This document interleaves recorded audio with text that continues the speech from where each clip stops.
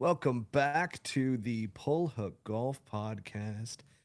Whew, my goodness gracious. We've got one hell of an episode for all of you. Botsy is back in the house after a week off. A nice little Yeah, vacation for the man. yes, sir. Yeah, how was the trip?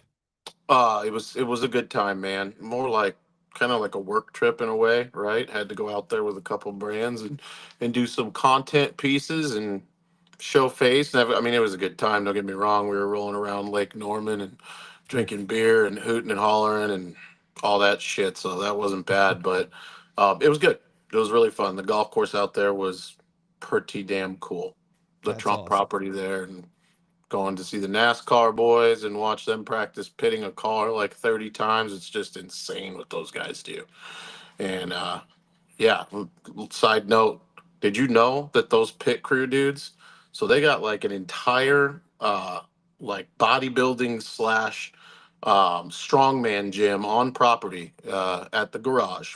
And Really? these guys, dude, these guys are all like ex D1 or NFL football or rugby players that are well over 6 feet tall at 300 pounds, like, and fast. They're like My D line goodness out there. gracious. I couldn't believe it. I walked up to the track and I'm like, holy, you guys are fucking huge. Like, what? They walked us through this gym and I'm like, this is like, there's people in there fucking farmer running with 300 pounds, all kinds of shit. Like, it was crazy. So, anyways, Well, we got Trot Golfer hopping on here on YouTube. He was yo, on last week. He says, "Hello, content creators." Little little trolling action going on there. I can tell off right off the bat. So yeah, it's he's a big fan of those hello, Trot. content creators. He He is a loves what they've done for the game. he was one last week. So he jumped on the show, went over his entire spiel about Bernhard Longer, Yeah. and it was great. I like he added in the disclaimer that hey, these are just observations, not making claims here, and had some pretty good stuff over that episode. And yeah, again, looking forward to getting back into the fold with you here as we've got our Tour Championship preview show, the 2025 Tour Championship preview show tonight. And we've got a lot to talk about. So we'll be getting into it here in just a few minutes, folks. Um, but it's going to be a fun one because that's what we do. We have fun. Absolutely. Oh, fuck. God damn. All right. We ready to get into it? I said a few minutes. I meant a few seconds. Ha! Get into it, bro. All right, let's do it. In three, two, one.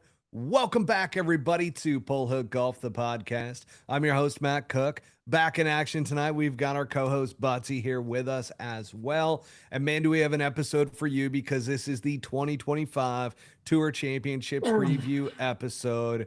But before we dive into this special episode, we do want to give a shout out to our sponsors like we normally do. Folks, Devro Golf, I'm wearing the hat. I got the shirt. Butsy's got the shirt on tonight. And my goodness, these guys are absolutely phenomenal. Right here in Arizona, right in Tempe, in the heart of ASU territory. And my goodness, what a great group of dudes. So, folks, support them, support the podcast. Go to devrogolf.com. Utilize the promo code PullHookGolf20 for 20% off your entire order at devrogolf.com. Also, we want to give a shout out to another sponsor here, which is Rockform. Rockform.com, folks. You can use the promo code PullHook2025 at checkout for 20% off your entire order. Once again, goes to supporting not only Rockform, but supporting this podcast. They did just come out with a brand new Arctic White limited edition phone case for the iPhones and Android devices. So you got to check that one out. Looks pretty Damn. dang clean. I just reached out to him like, hey, can I get one of these? Because my phone, I saw it on there. I did not look like they had my particular iPhone model. It might have sold out already. So I'm already reaching out. I'm like, shoot, I should have been on top of this one when it got announced. Son of a bitch. I know. I hate when that happens. Son of a bitch. For those of you following the 5 a.m. comeback on Instagram, some more content is coming as we have a new social media coordinator that is putting together the reels now for the 5 a.m. comeback. Today's day 62 of that. There's been a little bit of a hiccup. It's funny. I got a message from an audience member on Instagram going, "Hey, man, like, just been new follower, just started seeing all these stories." He's like, "What's the deal with the 5 a.m. comeback?" He's like, "I'm motivated to wake up now at 5 a.m. and go walk my dog, but what else are you doing?" And so I broke it all out for him and was like, "Hey, I apologize. Something happened with my trainer and mobility specialist over at Stark. So I do want to give a shout out to Stark for being a partner and a sponsor of this podcast and a big proponent behind the 5 a.m. comeback. That being said, I just got new people in today, so I will be getting back after it. I feel like I had a week-long hiatus and was supposed to be in LA last weekend, but that trip got canceled. More details to come around all of that as this content starts coming out. And then yeah, let's get into the episode now. We've talked enough about our sponsors for a bit. The Tee Off Report with Butsy. We're bringing this segment right on back with Butsy being back in the house. Oh, But fuck. What is it today? man, I'll tell you what, man, I saw some new ads coming out of the Butsy world, and one of them was quite interesting, so to speak. So I do want to ask you, most embarrassing content as a content creator, as Trot referenced, in golf, what's the most embarrassing thing you've been asked to do to date? Oh, man. There's a lot. There's a lot of self-inflicted that I didn't have to be asked to do. That was very embarrassing. But being asked to do, we did this with Short Par 4. We did this Valentine's Day special. And we were driving all over Florida shooting this content one day about how I was going to treat my girl right, and you got to treat your girl right. And the episode basically finished with it not being a girl. It's like basically you're in the shower and you're about to have sex, and it's your putter, and it's your putter Oh, cover. no. And anyways, so there was some people that were watching this film, and I'm like butt naked in a robe out at this golf course in Florida with a cigar. No, I was smoking a cigarette, I think, and saying this stuff, and I had no idea that people were around. Turn the corner, and they'd just been sitting there listening to the whole thing, and then this guy shows up with a robe, and I had to try to explain myself. But yeah, laying in bed and then having it cut to the putter cover, and then like kind of macking on the putter cover. That was pretty embarrassing to do that on camera. It felt really weird. That's kind of my follow-up question is, are there any moments to where you look back and you're like, man, that was so cringe. Like, why did I do that? Why did I allow them to tell me to do that? Is that one of those, or is there Probably like something else that comes to mind?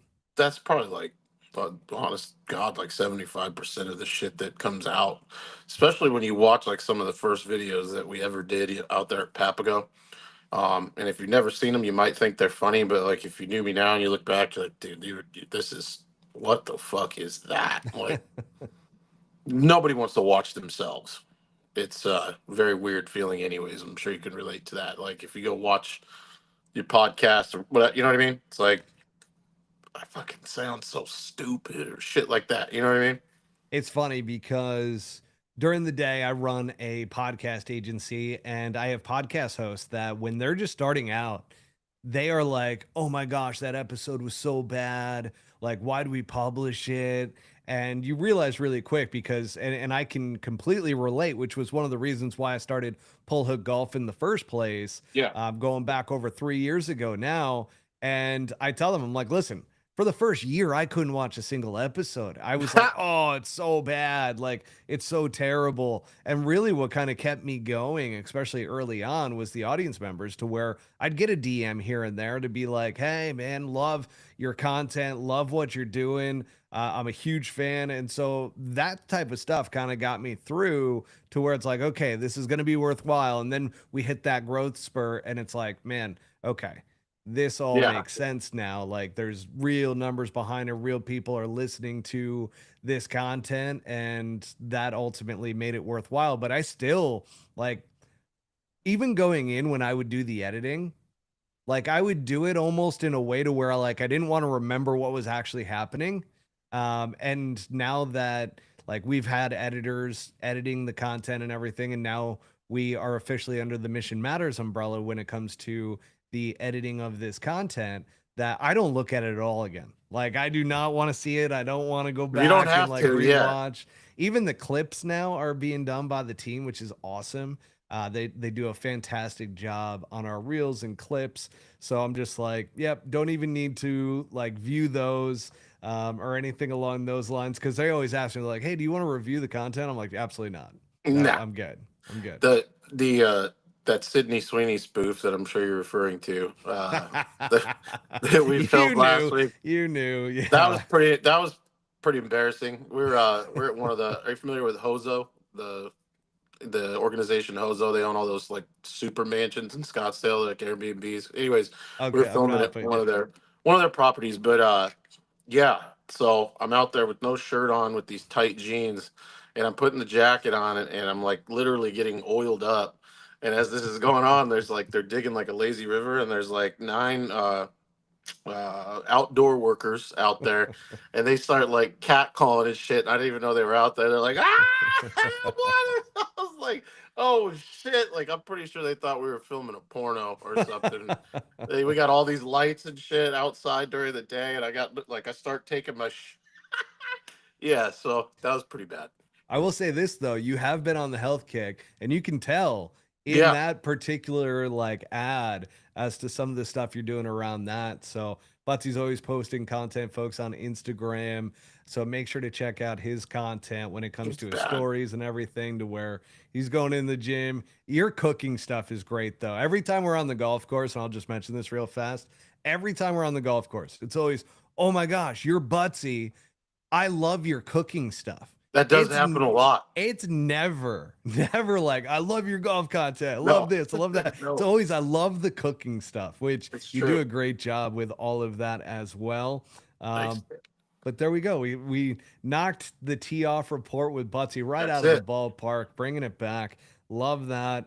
Let's get right into Scotty Scheffler winning the BMW championship, and without Ted Scott, by the way. So this is the first time he has ever won a PGA Tour event without Ted Scott on the bag. So I gotta ask you, man. I mean, is he officially just the guy? Like for a little bit there, I mean, we're kind of being like, wow, is Ted Scott the greatest caddy of all time? Scotty Scheffler could be a tough bag. We know this. Like we were giving a lot of credit to Ted Scott, but now that Scotty Scheffler went out there and looked exactly like Scotty Scheffler does, without, the only other time that we've seen this is the PGA Championship where he got arrested Yeah. and then had to go, and that the one day had the replacement caddy on there. I forget the damn guy's name. It's one of Who Ted was Scott's the good buddies. replacement in this one? It's the same guy. So Oh, same. It's the preacher. Gosh, I forget his it's a dang preacher. name. The, Yeah, so he's Brent like the Grant? tour preacher that goes around with the tour and so forth, and good buddies with Ted Scott and Scotty Scheffler, obviously a big Christian. So just really felt natural. By the way, the guy's also a really good golfer too.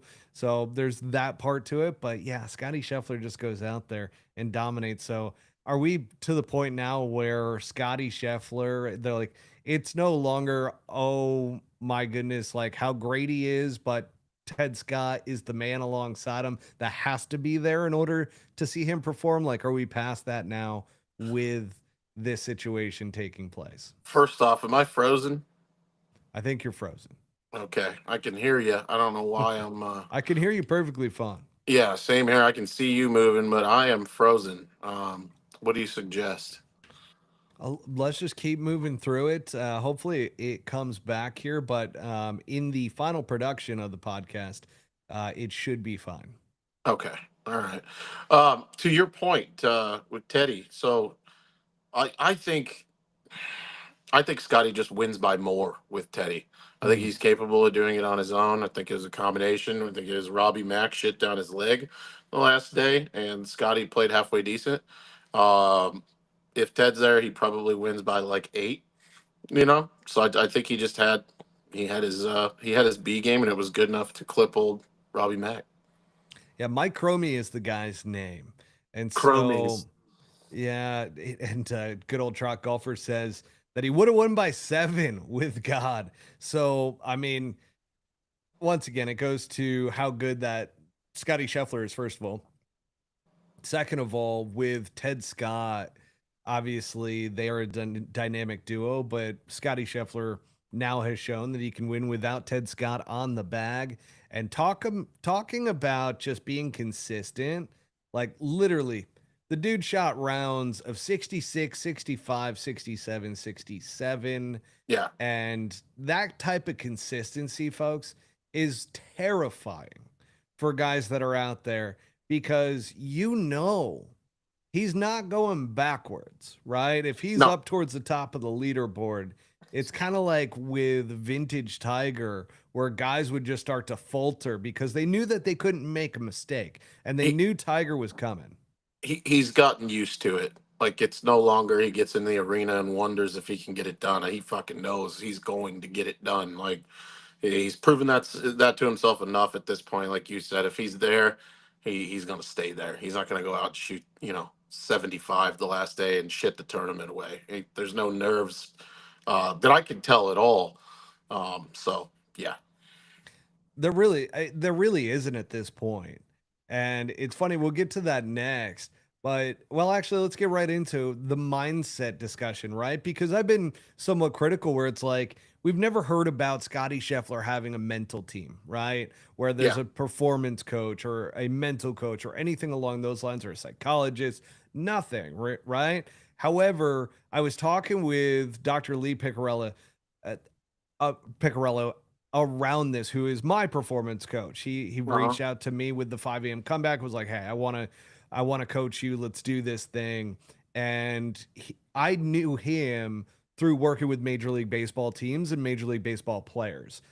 So he has worked with golfers in the past. He's also the creator of Mindful Athlete Training. I will have him on the podcast at some point in the near future because the guy's an absolute riot. He's from Yeah, Philly, like just an absolute like gem of a human being and really knows his shit. Like when it came down to it, like some of the stuff we were going over, I'm like, wow, this is really resonating with what Scotty Scheffler is doing because he hmm talks about how you don't want to be on either extreme. So you don't want something that matters so damn much to you that it's like life or death, or something obviously on the other extreme that doesn't matter at all to you.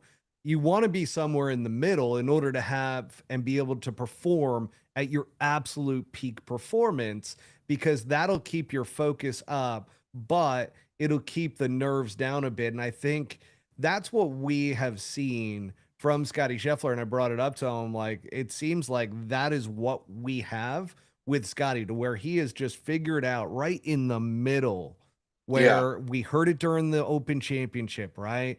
We heard him talk about his mindset that golf is not the most important thing in his life. And if he was done tomorrow, he's going to be more focused on being a father and being a husband rather than, worrying about being this top golfer. And I think that terrified players. Like everybody was talking about Scotty Scheffler that week, obviously goes out and gets the job done.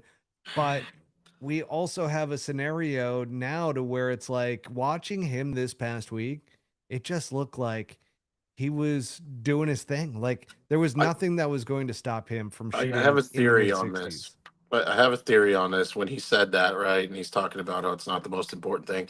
To me, that's like a mental bat flip. Like, that's like pimping on everybody. It's so hard, almost in a Tiger way, where like Tiger was really poised and quiet and calm and like ruthless when he would talk in press conferences, but Scotty's kind of doing that cocky, but you can't get mad at him kind of thing in his own way. I feel like by saying shit like that, and I don't believe that when he is on the golf course, winning the golf tournament is not the most important thing on his mind. I think that's a bunch of bullshit. Like when he's actually out there, he wants to absolutely murder people. So you Um, think it was a mental game that he was playing with everybody? I think it's a mental game, and I think it feeds his own psyche to be that way. Like you're saying, like yeah, it calms you down and it puts you in a spot where you're just elite and above everybody else almost by saying that it doesn't matter to you. I mean, that's just shitting on everybody by saying that it doesn't matter and it's not the most important thing. Guys are out there spending their entire lives, blood, sweat, and tears, and they're very open about that. He comes in and just like, yeah, I don't know, I just kind of win and like I'm just the best, and I mean, I guess that's cool. Like what, Well, dude? it goes to his faith. And we were talking about it to where it's like, this might just be something very natural for him to Yeah, where, like, it's not like he has a greater power that he's like doing this for versus yeah. himself versus like, but I get what you're saying because we all know Scotty Scheffler is super competitive. I So it's think there's a little not, bit of gamesmanship, is all I'm saying. I like that angle. And if that is accurate, I applaud Scotty Scheffler for doing it because it clearly got into guys' It heads. And fucking you saw it. works.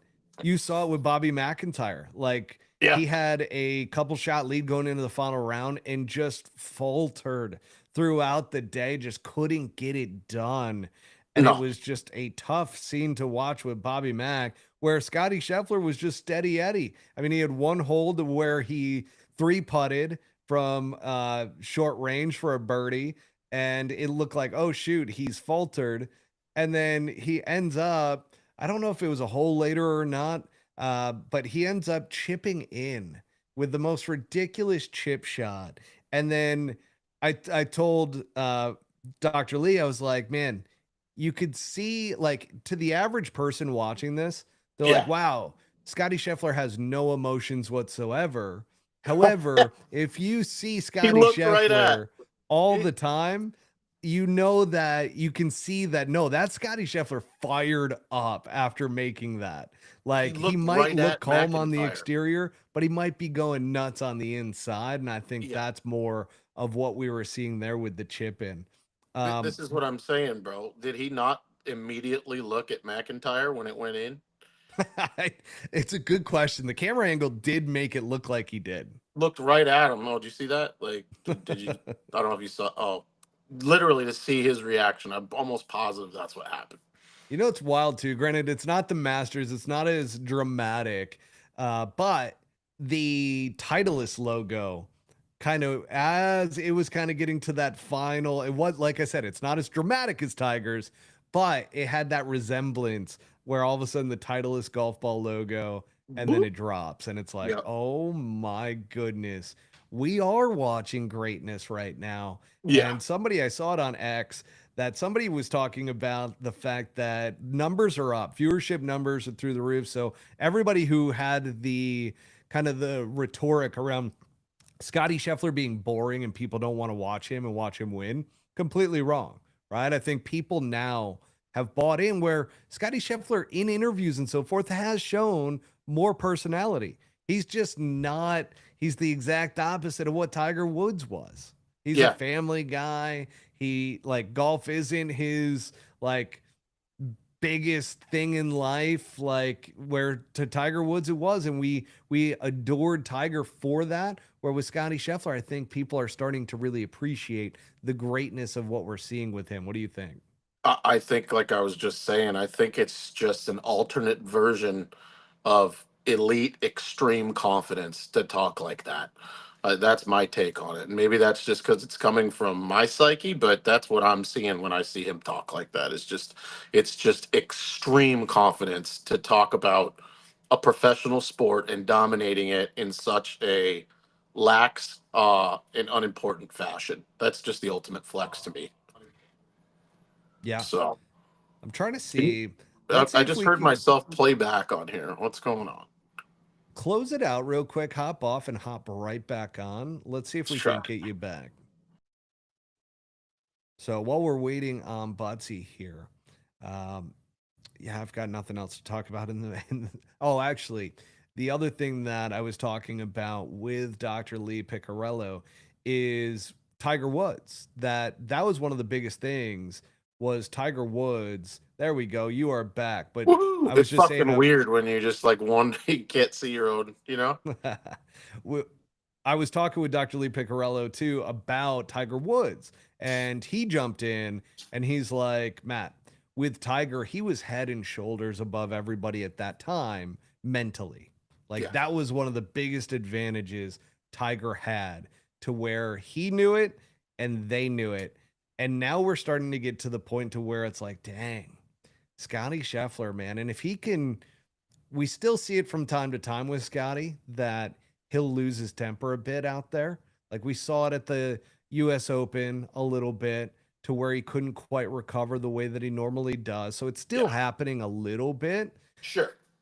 but he's just so freaking consistent right now. And it's in a way it's boring, but in a way it's beautiful because he's able to do it so consistently, It's right? wonderful. It's It- wonderful to watch, man. It's enjoyable to watch when he's got a B or better golf game going, because nobody can sniff it. Nobody's controlling the golf ball that well. It's just I just don't. You see a lot of good shots, but like you said, not as consistently as he does it. Yeah, and this brings me. I don't want to get off on a tangent here, but like I watched this. I think it's an older clip where Bryson's talking about I hit it too high. I'm working with a ball manufacturer right now to hopefully tune my game and whatever. I swing too hard. I'm like, dude, there's a lot of people that swing hard, and Scotty Scheffler, he's swinging. Could he swing harder? Probably.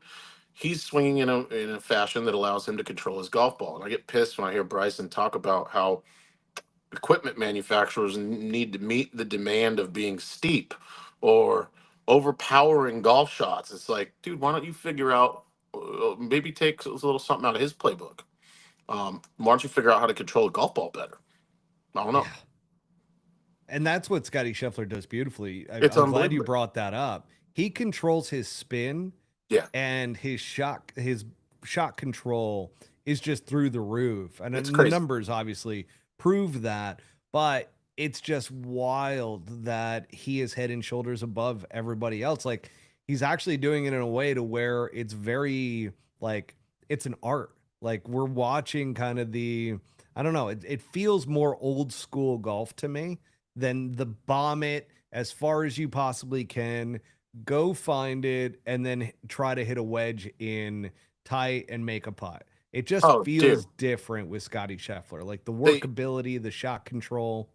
they play the green complexes. Like you see the ball land 15, 20 feet left. A lot like what Tiger used to do. I mean, I remember what's the par three where he swept it in from the right to that front left pin and moved it across the green like 35 feet or whatever it was. And it was, you know what I'm talking about? Where it was like 5 feet just short in front of the hole. Yep.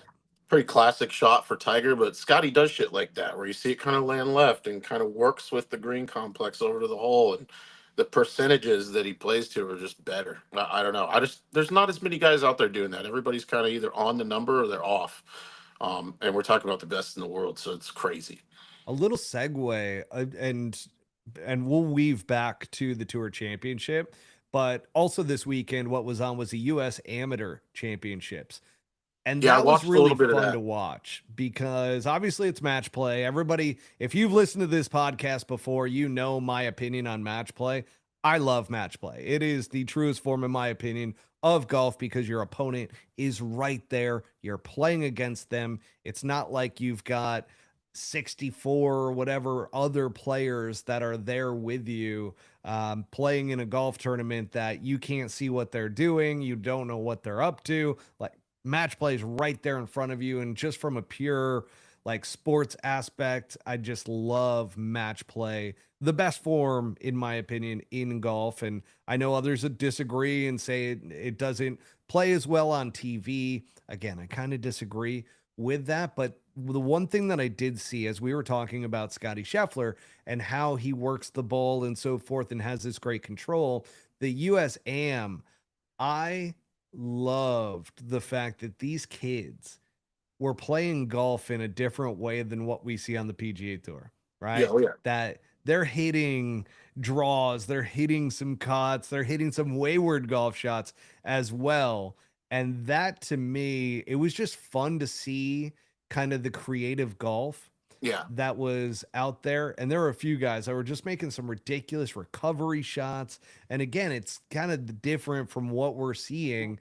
And it really reminded me that, man, I wish golf would get back to being an art form versus, hey, huge headed drivers, just bomb it as far as you can.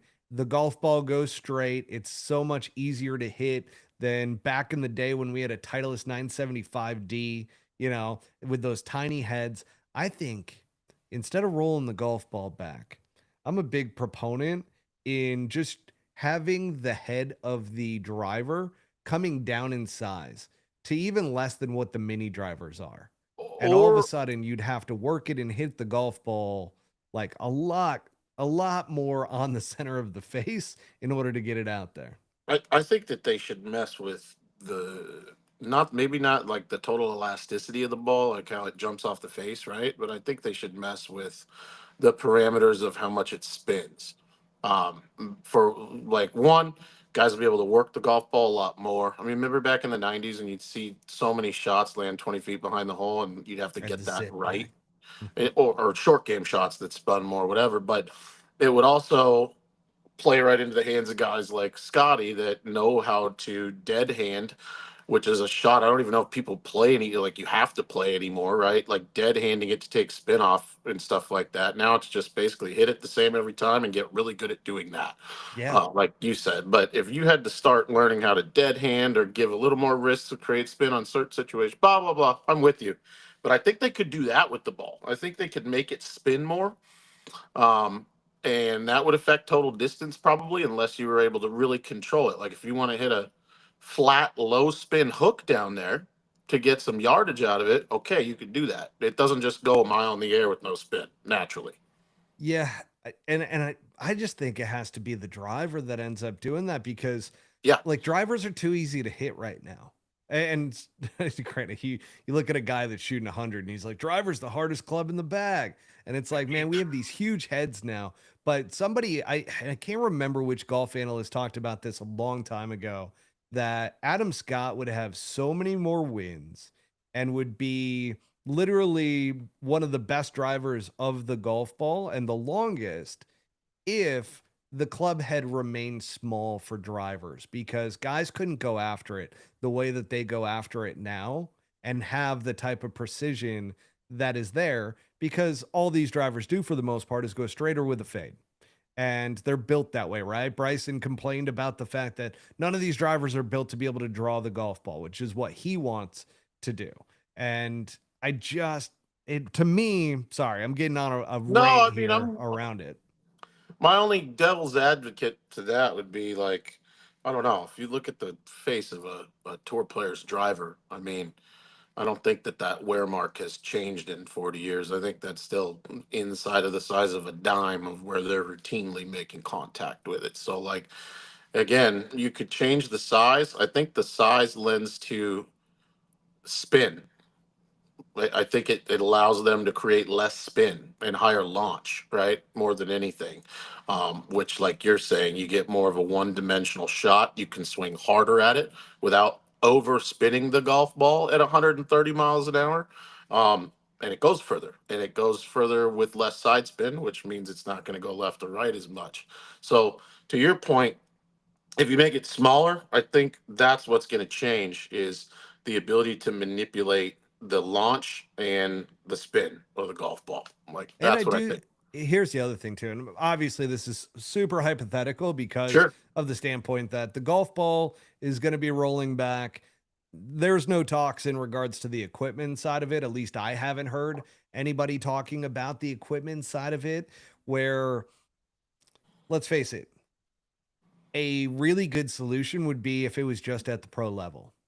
So, like, doesn't affect amateurs. And I don't think the golf ball rollback should affect amateurs. I feel No, like that should remain the same and golf clubs should remain the same. It's just like in college baseball versus going I and was just playing gonna in say, pro yeah, baseball.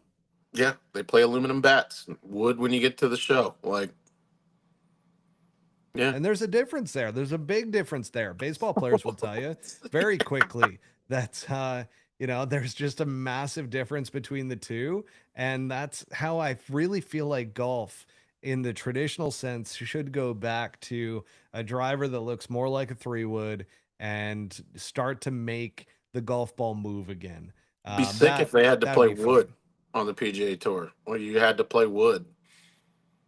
Well, I I mean, also look, dude. remember going back in the day, dude, to where like my golf instructor back in the day, like in high school, told me, hey, hit it off the heel if you want to hit a big cut, a Yeah, big high cut. Hit it off the toe if you want to hit a low like draw. Because yeah, back in the day, like you could work the golf ball just based off of where you want to hit it on the face too. for sure, So I for would love to sure. see that kind of come back. That would be fun, in my opinion. But let's get to the Tour Championship itself. And let's talk a little bit about the changes that were made. So this year, they are not starting with the 10 strokes and working their way down. Do you like that everyone is going to start at a level playing field? Yeah, yeah. Why would you start with a lead? It's golf. It's not NASCAR. Like what? I never understood that. Do you? What are your thoughts on that? My thing is, I think they are moving in the right direction because last year was a little bit boring where it's like, all right, Scotty Scheffler's gonna win. Like he's too consistent. He's got a lead on everybody. Colin Morikawa would have actually won the event if they had played straight up. And you just kind of and Scotty ended up winning by 4. So you're like, okay, this needs to be changed.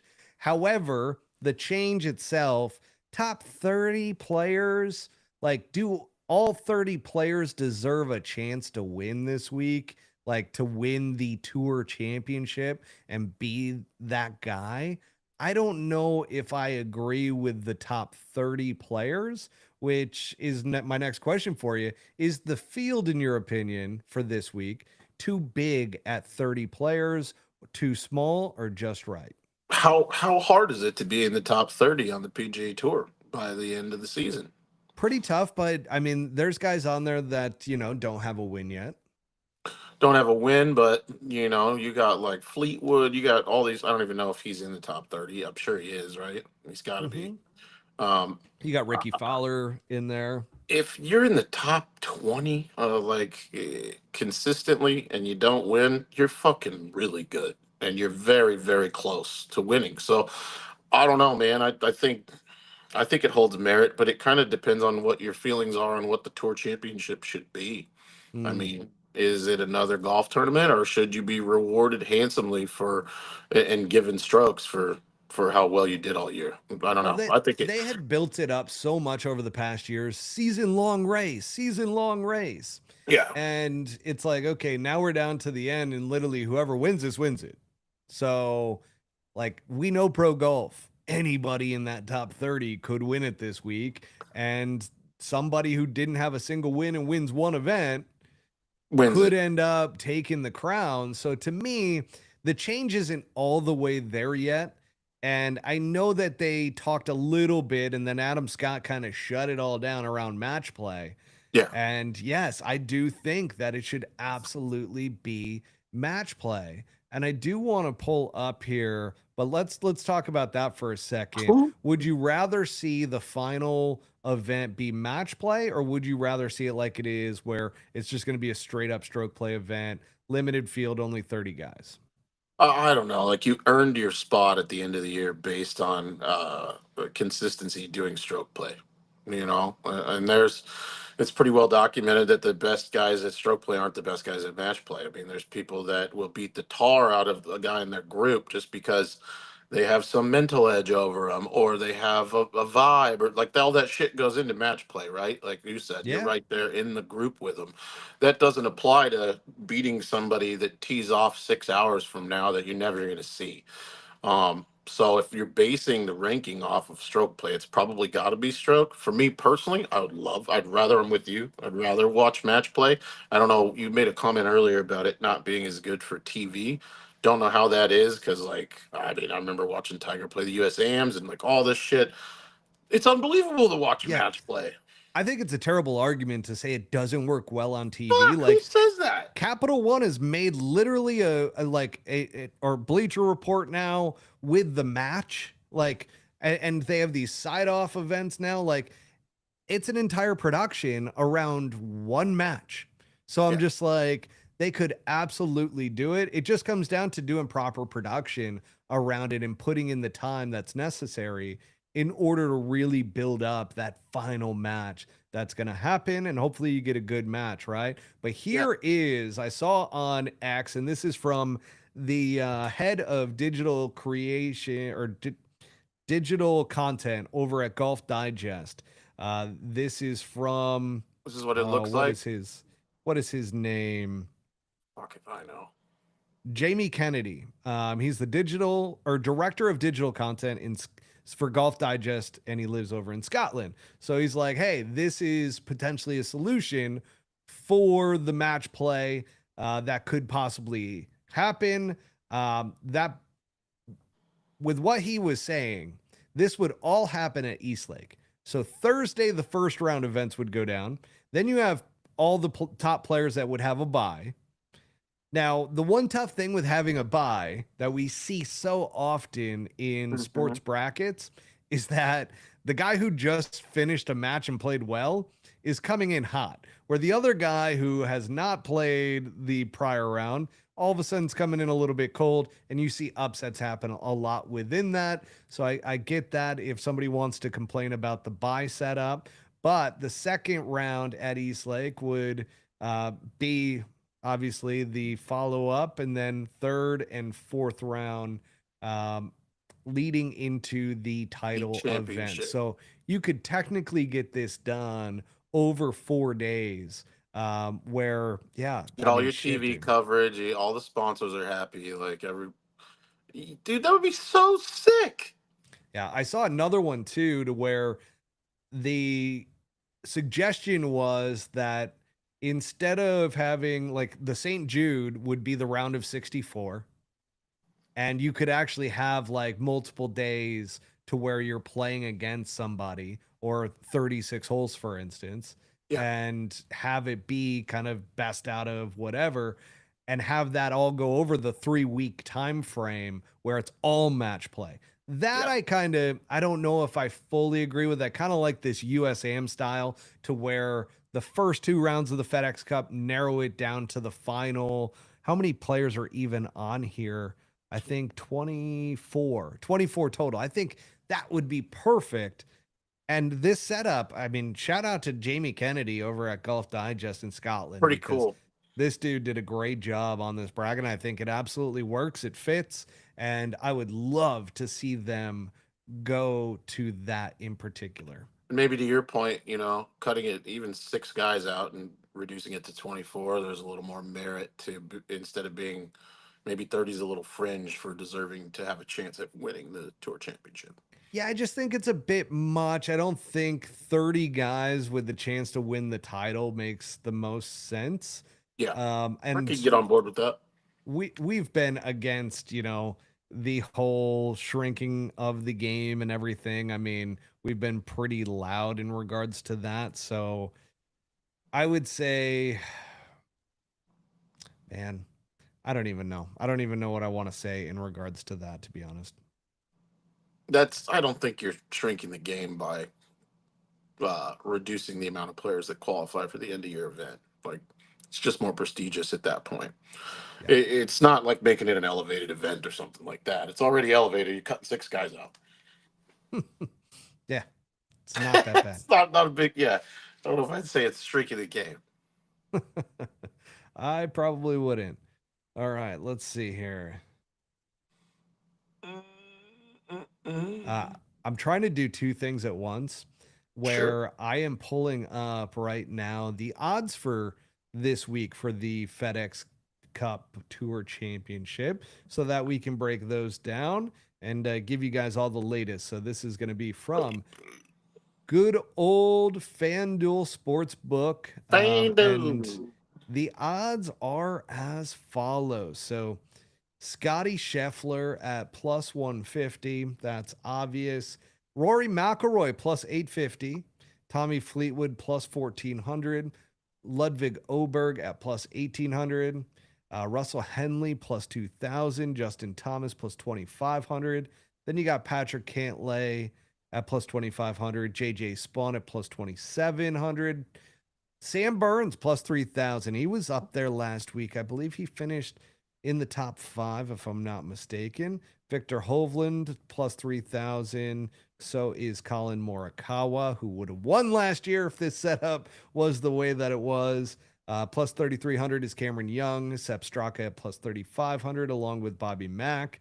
We got Hideki Matsuyama at plus 4,000, along with Ben Griffin, Keegan Bradley, Maverick McNeely. Corey Connor sits at plus 4,500 with Harris English. Harry Hall at plus 5,000. Justin Rose, who won 2 weeks ago, at plus 5,500, along with Chris Gotterup. Akshay Bhatia at plus 6,000. Shane Lowry at plus 7,000. Brian Harman plus 8,000. Sungjae Im plus 8,000. And then we got the 10,000 sitting with Nick Taylor. Jacob Bridgman at plus 12,500. And Andrew Novak at plus 15,000. I was mistaken, by the way, previously when I mentioned Ricky Fowler. I clearly did not watch the end and see exactly where Ricky finished in terms of the points. I know he was right on the border of getting into this. So I mentioned earlier that he was in, he is out officially. But who are you liking there, Butsy, with the guys and the odds that I went over? I really want to go with JJ, but I think I'm going to go with the past champion, Morikawa. I like your spin there with the past champion Morikawa, because he would have won if it was set up in this fashion. The one guy that I would love to see win it, and I would have no problem whatsoever if he does win it, and it is his first victory ever on the PGA Tour, Tommy Fleetwood. I'm going Tommy this week. I am going to join the people who have absolutely sunk a ton of money into Tommy Fleetwood and have never won because they just keep dumping money into him. I'm joining that. I feel that like guy's gonna get beat up in public or something. Like, there's got to. It's like one of the slot machines when you go to a casino and you see that people have just loaded it up and the jackpot has gotten so huge. You're like, oh, I got to go hit that machine. I feel like that's Tommy Fleetwood. That's how you feel about it. I mean, he's been playing great. He's in form. And I mean, what better opportunity to get the elephant off of his back, so to speak, by winning the Tour Championship? Then nobody can say Tommy Fleetwood is a choke artist or anything along those lines. And he will officially have the elephant off of his back. And I think he's close because his game's in form. And the more times that you put yourself in that position, the more likely you are to start looking at it as an opportunity instead of a chance to fail. And I think he'll finally get over the hump. At some point, you would think so. That would be a great story. But I don't see it happening. But that'd be a great story. I hope it happens. That would be lovely. I'm putting it into the universe. I want it. Are you going to bet on him? Happen. Yeah. Oh yeah. Okay. Yeah. That's why I didn't pull up my. I was going to share my screen to FanDuel, but it shows everything in there. So like when you the money and everything, and I hit a parlay on the UFC fights last weekend, so I do not want to show that at the time being.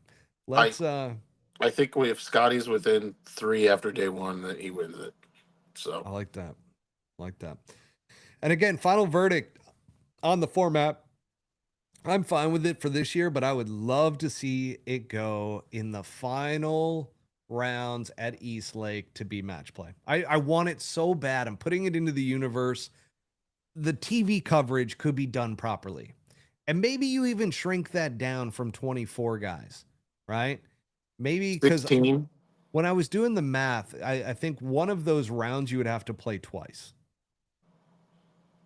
Or not rounds, but you would have to play 2 brackets slots on a single day. Like you would have to play 36 holes. Would you rather take the bye or be the guy that could either be out or come off hot?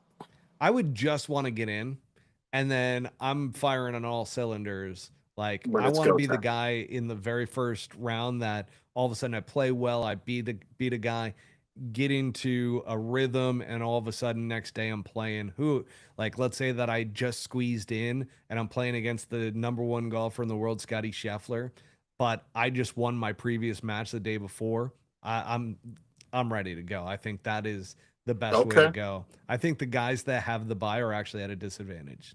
Okay. There it is. Yeah. All right, we got to talk a little bit about live golf drama. We're bringing Do back we? some of the old school content that we used to do, and live golf used to be the one. I get it all the time. They're like, "When are you going to bring back the live golf segment?" Oh, here it is.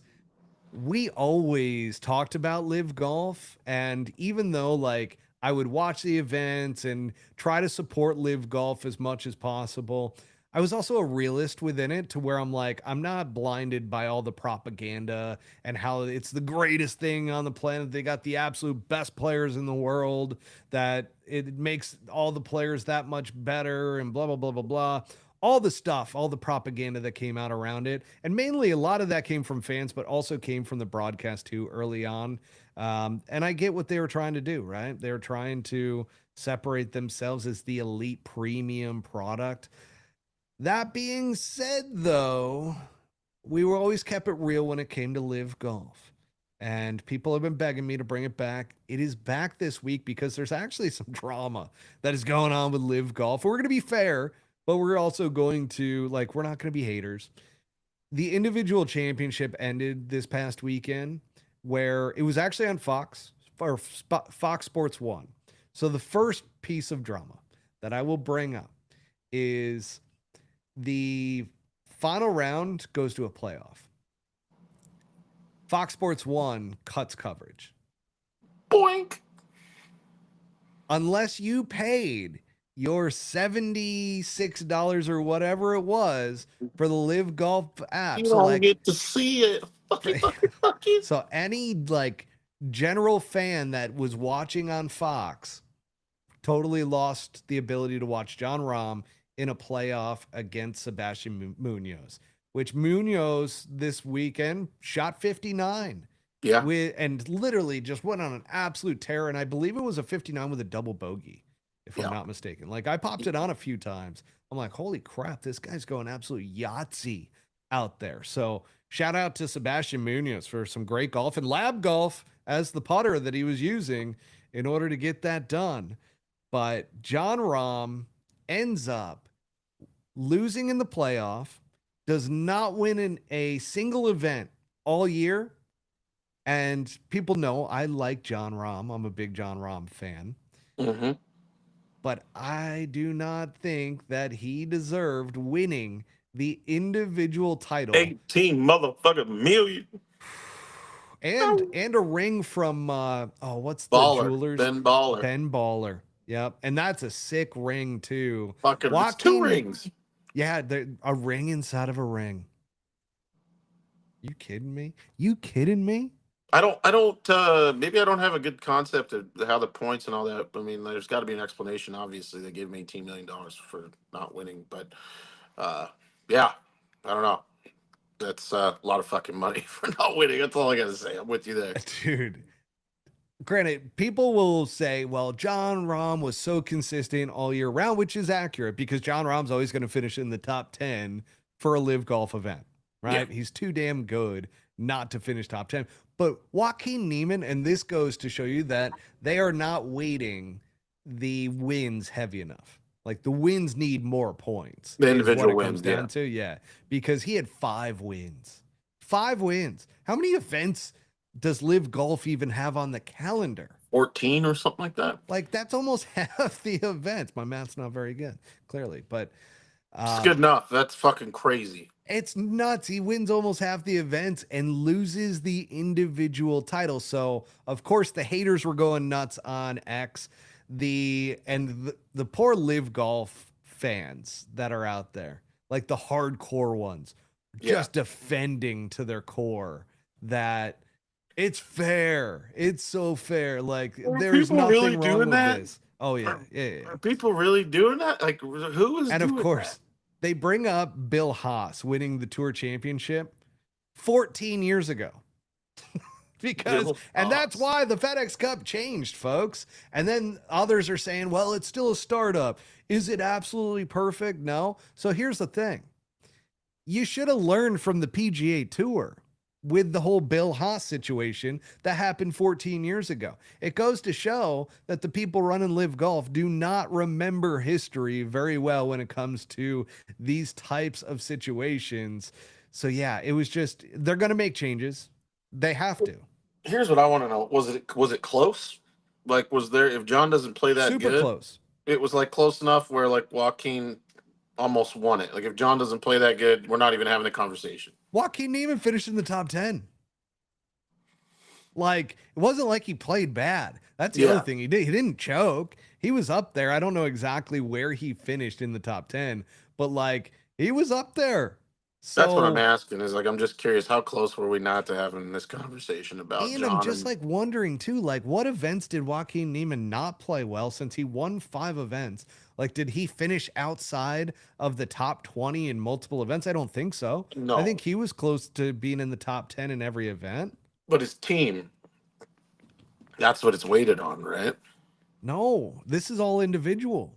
What? Then this doesn't make any fucking sense. It doesn't make sense, dude. Which I is don't know why shit about it. It's drama, and of course, like you could point at the FedEx Cup that it's still not done figuring it out. So this isn't an easy thing by any means. But I also want to bring up the other aspect of Live Golf drama, which is podcast drama. Big podcast drama. So Live Golf, which this all happened on the Michigan Golf Live podcast, which the guy who runs this is Bill Hobson. He has media credentials for Live Golf, and Live Golf thought that they were going to do a little plant with Pat Perez, putting Pat Perez on there. And the way Bill says it is that Pat Perez was hand selected by Live Golf, that he didn't get to choose who his guest was going to be from Live Golf that was going to come on. Apparently, there were 2 questions. I do not know what these questions were at this point. I will have a follow-up to this next week, potentially, if it is worthy. We need to know we need to know these fucking questions. We need to know the questions, but apparently, according to Bill, Pat Perez has been great about it all, does not understand why he doesn't care. Which, Pat, like it sounds like the way that Bill's framing it, it sounds like Pat. Like, I don't give a shit. Like, let the interview be. Who cares? But Live Golf's PR team was furious with these 2 apparent questions that were asked to Pat Perez. And the guy refused because he's like, dude, I'm a journalist. Like, I get to ask the questions. It's my show. Like, is it live? Can we watch this tonight? Yeah, we can watch it. We can actually watch. He gave a link on X to the episode. Because I think it'd be kind of fun to, without knowing, to watch try to and figure it out. That had to be it. I wonder if there's like an aha moment. Yeah, we might have not to pump up Bill, in his pod, but well, let's pump up Bill in his pod. I want to know what it was now. Like, I do too, because he said it wasn't even like he was just having a conversation with Pat, and so he was very shocked by it, but he refused to take it down because he's like, no, this is journalism. Like, you don't tell me what to do for my show. This happened on the show. So what does Live Golf do in response? They revoke his media credentials for the final event, the team championship that he was going to be on site for, that he already had credentials for. They revoked the credentials. So now this is starting to blow. This just happened, by the way, where I got tagged in a tweet around this announcement from Bill. And so this is starting to catch on like wildfire. And I'd be shocked if Liv does not do some backtracking with their PR, because this seems like a very wholesome guy. Bill Hobson. Yeah. Just does not look like he's probably in his 50s or 60s and is just like loves the game of golf. Like, just he comes across as a super genuine like Michigan guy. He probably does the hand thing, probably points like I live over here type of deal. Yeah, and right here. yeah. I was flabbergasted. This happened probably 10 minutes before we came on. And I'm Yeah, like, I started digging a little bit before coming on, and I'm like, we need to add this. yeah. This is very intriguing. I got to know what was asked.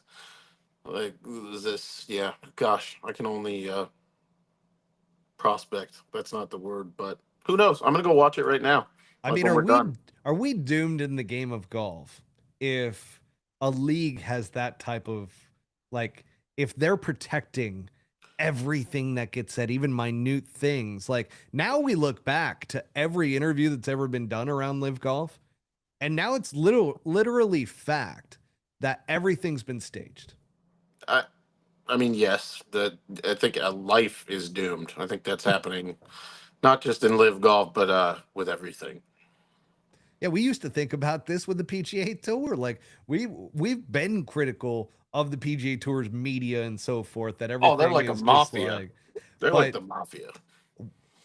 there was indications that these guys can't talk. And we were supposed to have a couple guys on from Live Golf back when we were still pro Live Golf, so to speak, even though Yeah, that we were like trying to play the neutral line, and then they got pulled. They couldn't come on to the show. yeah. So it's like, okay, this is interesting. So we've already been kind of privy to this, but to see this unfold and now it's public. I did little side piece here. Talked to AK via DM the other day about what his plans are coming up because I think him and a few others are actually relegated. There are no wild cards, like none of that. Like there's like what 10 guys or something like that that are no mas. They're gone. They're out. They got to go to whatever Liv's version of Q School is, and then I think the Asian Tour is a qualifying site. If I'm not, is that right? Yeah. Yeah. So interesting. He said more to come. Not sure yet. So we'll see. I still want to see what's going to happen with the damn captains, because captains being relegated, they just put themselves right back on the team. So it happened last year with Bubba Watson. He just put himself back on the team. I was talking about that as kind of being something that I really like. It defeats the purpose of Oh, really? relegation. Yeah. And this year it happened again. So we'll see what ends up happening. I believe it was Henrik Stenson, which Henrik Stenson's a big name. Like, that's a guy you don't want to lose. So I'm Yeah. sure he's going to be right back on the Majestics. I'm sure there's nothing's going to happen around that. And it's still going to defeat the purpose of relegation, especially when it's a captain. They should just make captains exempt if they're going to do that. Well, I guess the curiosity for me is not because I'm watching it, and I want to watch them play out there. I mean, I guess sometimes it's fun, but for some of these guys, it's like, okay, your golf career's done. Like you're into the twilight now. You're not playing anymore. I Yeah. think type Yep. deal. So, like I that's the think last Phil place might be they're done after stopping. this year. Think so? He's given hints around the fact that this might be the last. Well, his most recent wrong bet via tweet didn't go so well. With Scotty Scheffler. Yeah, Yeah. yeah. So I think it was Dan Rapp. No, was it Dan Rappaport or was it somebody else? There Somebody. was a ton of people that lit him Yeah, up but for somebody that had shit. him on the show and they brought it up. I'm trying to think of who it was. Oh, you know who it was? It was Barstool and it was Big Cat. Big Cat asked Scotty Scheffler, um, what do you think about that tweet from Phil Mickelson at the beginning of the year? And he brings up the tweet, reads it to, he's like, oh, I'm fully aware of the tweet. And he's like, yeah, that didn't age well, did it? And so Scotty Scheffler was getting into it a little bit as well, around that whole entire thing, and was just kind of chuckling about it all. But yeah, I don't know. Maybe from that tweet alone, maybe Phil should just never do that again. Just maybe, yeah. Good try. Yeah, good effort. Probably had a lot of money on it, to be honest. He might have. Probably had a lot of money on that. Yeah. That's probably one of the things that the Saudis just don't care about. They're like, hey, we paid his gambling debts. Like, let him. He can gamble while he's still playing. Don't really care. Yeah. How's that PR getting out there? And I mean, yeah. And we got to know what these questions are for Pat. I need Yeah, to we know. got to figure out the two. I think you gave some good homework though. I think everybody needs to go without knowing the questions and just watch that podcast episode with Pat Perez and see what those questions, or try to guess at what those two questions were. Yeah. I'm sure that like you're gonna have to do some spoiler alerts around like trying to not see anything that gives it away. But man, and I will say this, I'm gonna give credit to Pat Perez. He has naturally moved into the booth and has been pretty good. Or is he in the booth? Yeah, I believe when I was watching, he was in the booth, not on the course. He started as Yeah. kind of an on course walking around and stuff. He probably was like, fuck, I don't want to walk around. I ain't walking So, around out here. It's no. fucking hot. But he's actually done pretty good in the booth. I actually enjoyed some of his commentary during that. He kind of gives me Matt Every vibes. Very good. Yeah. All right. That pretty much wraps it up. Any final thoughts, Butsy, before we head off? I don't know. It's something about Tuesday nights at this time. I got to poop. Don't know how this happens. Eating a lot of protein right now, and I'm sitting on an absolute beaver dam. So Hang on a second. Kyle over at Car Barn Guys brings up, did y'all talk about y'all's co-host second place today? Did you play today? no. Oh, he's talking about Brent Grant. What did Brent play in? What did Brent? So hang on a second. Trot Golfer also previously. I missed this. Brent Grant, second place. Asher Tour, second day, 2-day event. Oh, good for him. He's Hell gonna get yeah. a text. Yeah. He send him some butt cheeks. Brent was supposed to be on tonight. He actually, his coach needed his help. He's moving into a new place. So Tony. Brent being a good guy that he is, goes out there. Brent gets a bad rep, but Brent is a good-hearted dude, and He really is is. helping him move. He asked me if it was okay, and I was like, absolutely, man. He means very well. Absolutely. Love that guy. BG. Probably BG. watching right now. Got a couch on his back, watching on his phone. Love that. He'll be back on soon. But until further ado, folks, let's give a shout out to our sponsors once again, DevroGolf.com. Utilize the promo code PullHookGolf20 for 20% off your entire order over at DevroGolf.com. Folks, if you want head covers, hats, shirts, golf polos, I mean, the works over at Devro Golf. They've got the coolest stuff. So go over there, utilize that promo code, support your podcast in Pull Hook Golf, and also get some gear at Devro Golf at a discount. We also want to shout out Rockform, which this is the speaker that I tout. This is the one. This is the bad boy that you got a little clip that you can clip this onto anything. Okay. I forget what these are called. That's the Mac Daddy. Yeah. And then it attaches to your golf cart. 24-hour battery life, which I love. I can't recall the last time I charged this thing, and I use it all the time. So I'd like to tape that to my head, use it as headphones. for a little bit, when I first got it from them, I was carrying it around the house, and my wife was like, "Can you stop carrying that around like a boombox?" I like it. I'm like, I kind of feel the vibe of like 90s hip hop, carrying a boombox around and bopping and weaving out there. But yeah, utilize the promo code over there at rockform.com, pullhook 2025. So pullhook 2025 for 20% off over there as well. And until next time, folks, peace out. A10 Real quick, down. can you send me some of the Korean content that we made? Absolutely. Sorry.